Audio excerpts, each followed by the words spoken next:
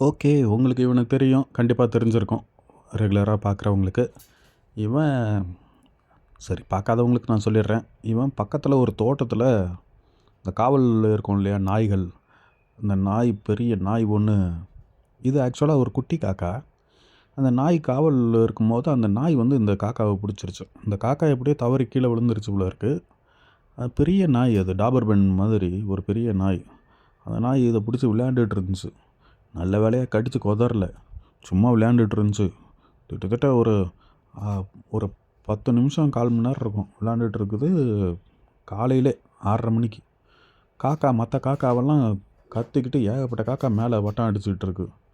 என்னடான்னு எந்திரிச்சு போய் பார்த்தா, சின்னதா இந்த காக்கா, அடேங்கப்பா என்ன பண்ணுறது? அதுக்கப்புறம் போயிட்டு அந்த தோட்டத்துக்குள்ளே போயிட்டு, அந்த நாயை வந்து அங்கே இருந்த வாட்ச்மேன் பிடிக்க சொல்லி அவர் பிடிச்சிட்டு போயிட்டார். அப்புறம் நான் போயிட்டு அந்த ஒரு அட்டை பாக்ஸில் இந்த காக்காவை ரெஸ்க்யூ பண்ணி கொண்டு வந்தேன். கொண்டு வந்து இங்கே மாடியில் ரூமுக்கு வெளியில் விட்டுருந்தேன். அது மாட்டு ஜாலியாக சுற்றிக்கிட்டு, ஜாலியாக இல்லை, பயந்து போய் சுற்றிக்கிட்டு இருந்துச்சு.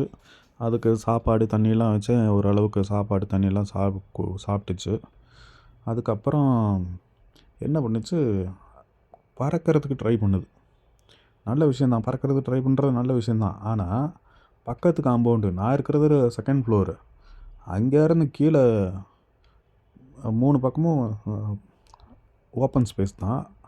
ஆனால் பக்கத்தில் காம்பவுண்டு, அங்கே போயிட்டு கீழே விழுந்துருது. விழுந்து என்ன பண்ணுறது? அப்புறம் எதாவது விழுந்து அது மாட்டே தப்பிக்கிறேன்ட்டு எஸ்கேப் ஆகி வேறு எதாவது பூனை கீனை பிடிச்சிருச்சுன்னா என்ன பண்ணுறது? இங்கே மாடினா இங்கே பூனை வராது. இங்கேயே சுற்றிக்கிட்டு இருந்தால் ஒன்றும் பிரச்சனை இல்லை. நல்லா பறந்துச்சுனாலும் ஒன்றும் பிரச்சனை இல்லை. வேறு எங்கேயா போய்ட்டு எஸ்கேப் ஆகிடும். இதுக்கு சரியாக பறக்க தெரியல. கீழே போய் விழுந்துருது.